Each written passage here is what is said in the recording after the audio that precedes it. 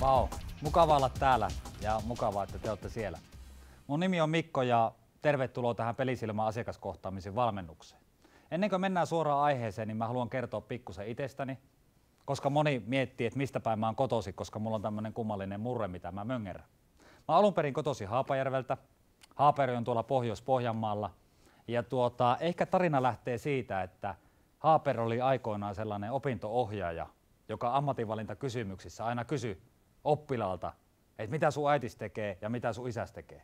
No meillä äiti oli pankissa töissä, mistä mä en ymmärtänyt yhtään mitä silloin, ja isä oli opettaja. Mä päätin, että mä lähden opettajaksi. No mä pääsin sitten työ- ja tuskan kautta opettajan koulutuslaitokseen ja tutustuin silloin myös myyntityöhön.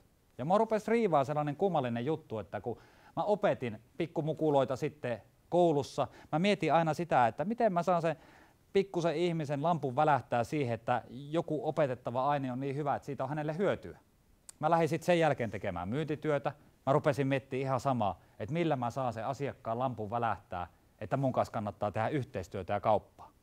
No kaikki tämä ehkä on sitten kulminoitunut siihen, että sä tulet tässä valmennusjakson aikana kuulemaan erilaisia myynnin perusasioita innostavista näkökulmista. Kaikki asiat, mitä mä tuun kertoo, on suurin piirtein tässä kirjassa, Pelisilmä asiakaskohtaamisiin. Ja ennen kaikkea mä haluan muistuttaa sitä, että kaikki asiat, mitä mä tässä kerron, on opittuja asioita kaikilta ihmisiltä, kenen kanssa mä oon saanut tehdä töitä. Eli kiitos kaikille heille.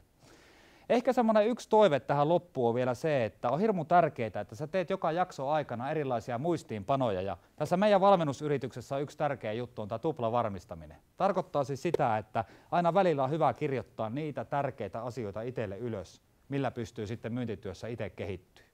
Kiitoksia ja tervetuloa matkaan mukaan.